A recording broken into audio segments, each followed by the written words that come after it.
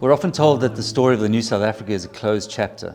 We all remember back to '94, the photos of the celebrations, the handshakes, the new beginning. But behind the walls of the leafy, privileged, mostly white suburbs is a story that isn't being told because it's uncomfortable. My name's Jonty Acton. I'm a South African filmmaker, and I'm making a fictional feature-length film called The Reconciliation. So the idea for the film came out of my own personal experience. I come from a divorced family, and every Christmas the family would come together. It was very cordial and very friendly on the surface.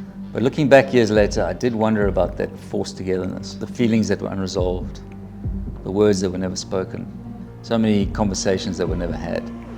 And it got me thinking about South Africa at this moment. So I'm very interested in the English-speaking white identity, because that's the community that I come from. I think we embraced reconciliation as a way of just keeping our lives intact, like nothing really changed. But I think true reconciliation requires something of us. It requires a debt, a sacrifice, some kind of metaphorical death. The letting go of systems of power and control.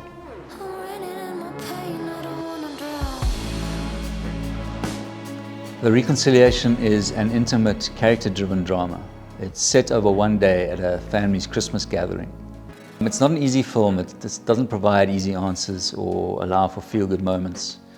It asks the audience to sit in the discomfort of the silence between the dialogue. It's about the microaggressions. It's about the words that are never spoken. And ultimately the fear of what happens when the doors to the house are finally open for all. The house itself is a character in the film.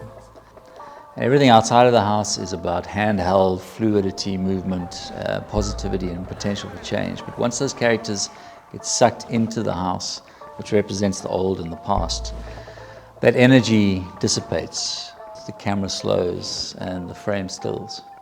As day turns to night, the characters become trapped within that frame as the house closes in on them. So essentially it's a ghost film without any ghosts. The house is haunted by past ideas of things that have never been dealt with. Old versions of family, old versions of power, old ideas of identity. Past is everywhere.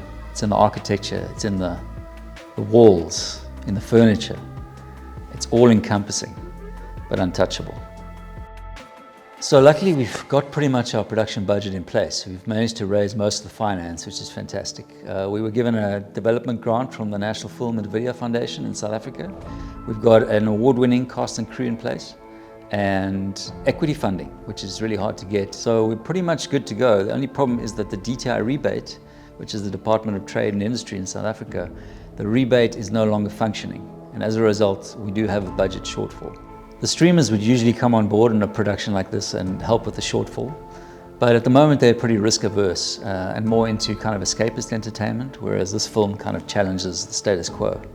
So what we're really asking for is for you guys to come on board and take a risk with us. Help us finish this film. And by doing so, I think you're not just funding our campaign, but you're funding an honest conversation about race, about identity and about privilege. We need to raise $25,000 US, and we believe that with that money, we'll have a complete budget, which allows us to do justice to what we believe is the right way of making this film. If you are on board with this, if you understand where I'm coming from, and if you feel that it's something that you can support, help us make this film. Help us make The Reconciliation.